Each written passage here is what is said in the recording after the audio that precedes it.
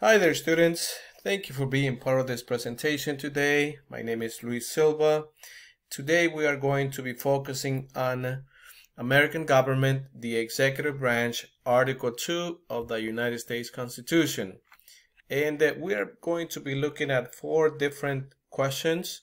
First is, what is the presidency? Second, what are powers and roles of the president? Third, what are the executive departments and the cabinet? And lastly, what are the independent agencies and regulatory commissions? The main idea for the first question is the president and the vice president are required to have certain qualifications.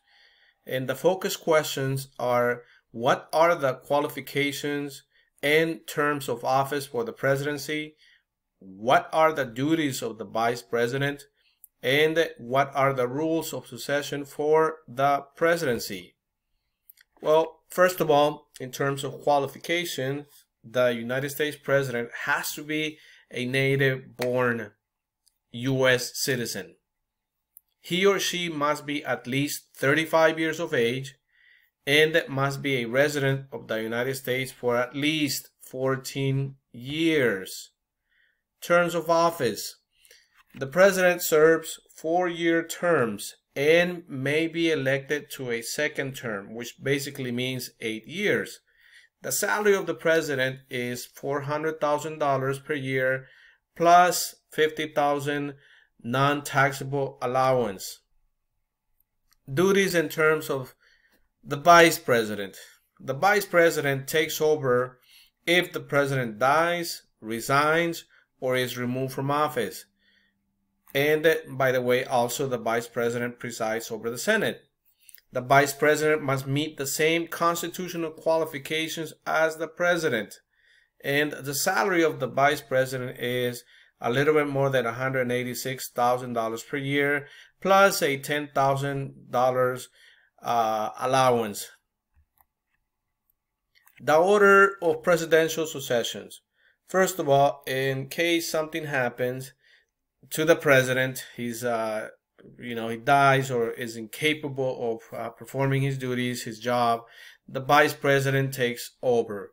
The vice president becomes the new president of the United States. In case the vice president is also unable to take over the presidency of the United States, then the Speaker of the House is the one that takes over and becomes the next president. In case the Speaker of the House is not also able to take over the presidency, then you have the President pro tempore of the Senate taking over the presidency. And this is, by the way, the most common way to approach this line of succession, but there are actually 18 possible solutions to this. And it has never happened, by the way, that you go all the way to the 18th possible solution. In this case, the last cabinet that was created for the benefit of the president, but instead it has usually been the vice president taking over after the president dies or resigns. Now, what are the terms of office and the duties of the vice president? Well, the vice president also serves for 4 years, just like the president, and his duties are mainly to preside over the Senate, remain prepared to assume the presidency in case anything happens, and help presidential candidates get elected. What are the powers and roles of the president? The main idea here is the powers and roles of the U.S. president affect not only the citizens of the United States, but also people throughout the world. And our focus questions for this particular part is, 1, what are some of the leadership roles of the president? 2, what powers does the president have? All right, so the president and the legislative process. The president recommends law to Congress through speeches, writing, or through a State of the Union address. And by the way, sometimes the president actually calls congressmen or senators into his office, and they review the agenda that he may have for his term in office. the president sends Congress an economic message, and the president emphasizes legislation with veto power. Now, the president has many, obviously, powers. And, he cannot, there are certain powers that he cannot actually overstep.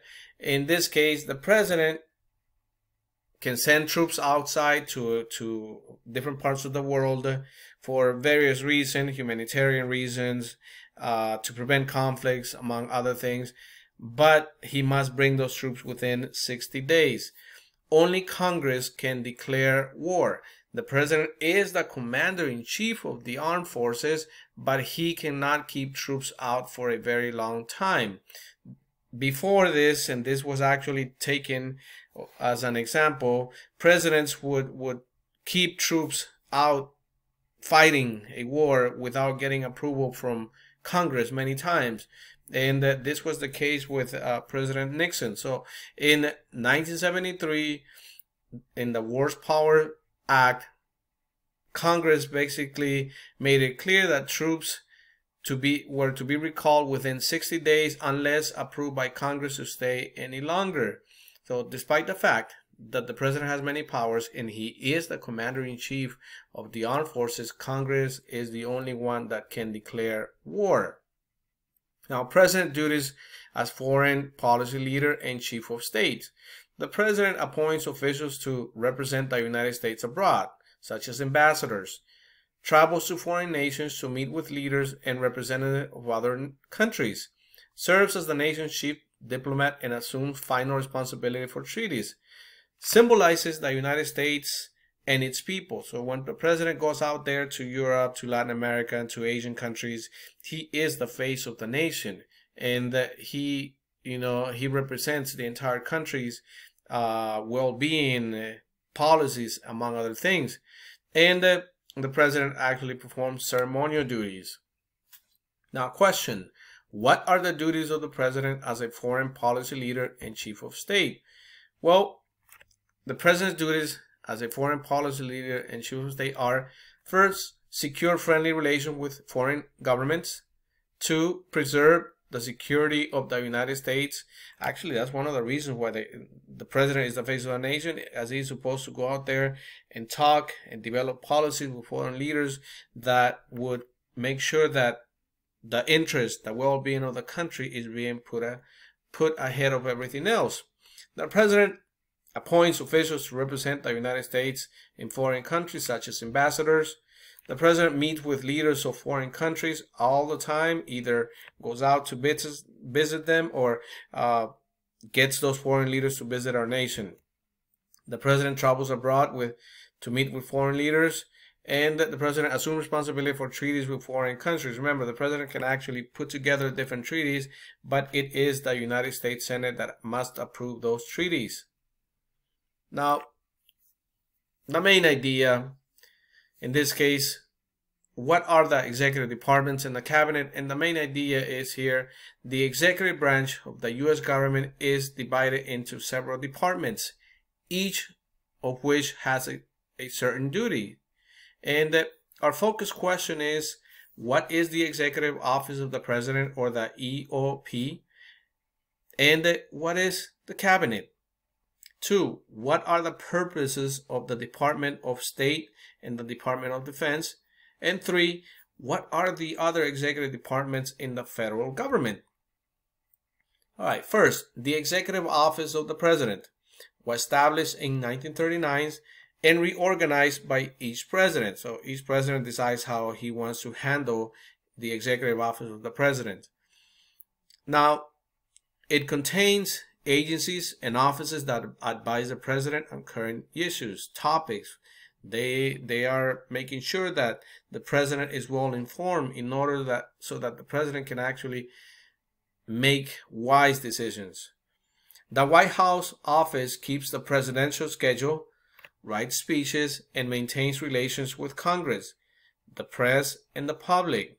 So it is the White House basically office that is in charge of letting the public or the media know, or the press know, what's going on, so the press can actually tell the nation, the country, the people what is going on in the country or abroad outside of the country.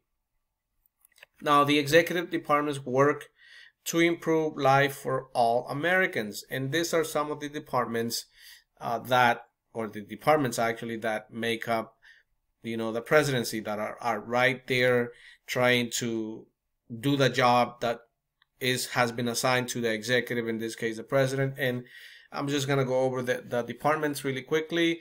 First is Department of Agriculture, Department of Commerce, Department of Defense, Department of Education, Department of Energy, Department of Health and Human Services, Department of Homeland Security, Housing and Urban Development, Department of Justice, Department of Labor, Department of State, Department of Interior, Department of Treasury, Department of Transportation, and the Department of Veterans Affairs. So these are the executive departments that work to make the life for all Americans better. Now, question: what are the department secretaries included in the president's cabinet? And these are some of the cabinet members. You have the Secretary of State, Secretary of Treasury, Attorney General, and the list goes on and on until you get to the Secretary of Homeland Security. Now, what are the independent agencies and regulatory commissions? The main idea here is that the independent agencies and regulatory commissions of the U.S. government perform specialized duties. And our focus questions are: what are some examples of independent agencies and what duties do they perform? Second question is: what are regulatory commissions and who runs them? And lastly, what makes up the federal bureaucracy? Well, independent agencies perform specialized duties that do not fit into regular departments. Some serve all of the departments and some assist the work of the entire government. Some of the examples include the U.S. Commission of Civil Rights, Farm Credit Administration, Small Business Administration, National Aeronautics and Space Administration. Regulatory commissions are independent agencies that make rules and bring violators to court. And obviously, commissions are headed by the president and approved by Congress to serve long terms. Commissions are independent in order to freely do their jobs. Regulatory commissions, some of the examples are the Federal Elections Commission, Consumer Product Safety Commission, Securities and Exchange Commission, and National Labor Relations Board. The federal bureaucracy, formed by the departments and agencies of the executive branch. Almost 3 million workers are part of this particular federal bureaucracy. Operates under heavy rules and regulations that create red tape, but allow the executive branch to function properly. Now, question: what are some of the independent agencies and regulatory commissions of the federal government? Well, in terms of independent agencies, you have the Commission on Civil Rights, Farm Credit Commission. In terms of regulatory commissions, you have the Federal Elections Commission, Consumer Product Safety Commission, Securities and Exchange Commission, National Labor Relations Board, National Aeronautics and Space Administration, Small Business Administration, Office of Personnel Management, and General Service Administration. This is basically what you have that makes our U.S. presidency function in a way that benefits almost all Americans. Now, is it perfect? No, it's not. But at the end of the day, Article 2 of the United States Constitution created a presidency that is working for the people. This is the end of our presentation. I hope that you learned how our presidency works and that you are ready to move on and continue learning about our federal government. In order to continue, in this case, learning about how our government works, I highly encourage you to become part and make sure to subscribe in order to continue watching future lessons as well as past lessons that will help you become more familiar with the content being presented to you. And I will talk to you soon.